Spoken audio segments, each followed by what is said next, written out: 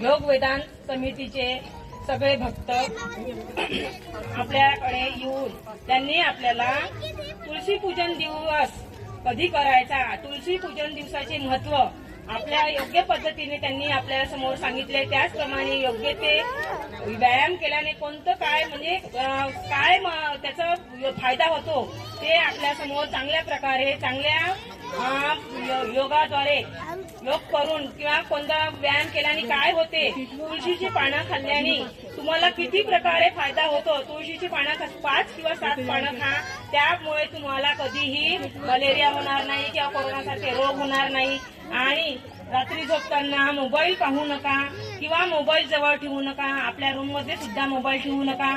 रोज सकाळी उठताना देवाचं नाव घेऊन उठा आणि रात्री झोपताना देवाचं नाम स्मरण करून झोपा, तर तुमचा दिवस सगळ्या प्रकारे चांगल्या प्रकारे जाईल। आणि त्यांनी जेवढं काही सांगितलं ते सगळं तुमच्या अत्यंत उपयोगाचं आहे आणि मला सुद्धा माझ्या शिक्षकांना सुद्धा ते अतिशय महत्वाचं वाटलं।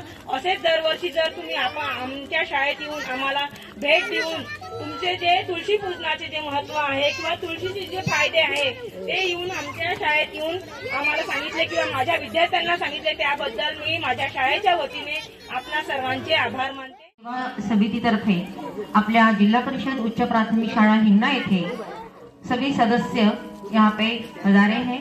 आप सभी का यहाँ मैं स्वागत करती हूँ और आपने बहुत ही बढ़िया हमारे बच्चों को तुलसी माँ की पूजा के बारे में बताए हैं। खूप खूप धन्यवाद सर्वांचे। आणि यानंतरही जे जे मुलांचं जे हे वय असते बालवय हे अतिशय संस्कारक्षम असते। या वयामध्ये जे मुलांना आपण संस्कार देतो ते चिरकाल टिकणारे असते।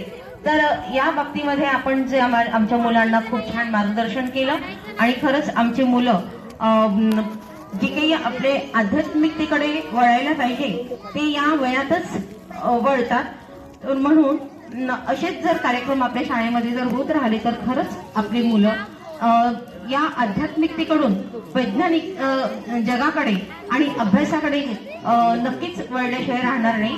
आपले खूप खूप मी इथे धन्यवाद देते, आभार मानते। आणि आपण आमच्या मुलांना खाऊ वाटप केला आणि महत्त्व समजून सांगितलं। पुन्हा एकदा खूप खूप आपलं स्वागत आणि धन्यवाद। थँक्यू।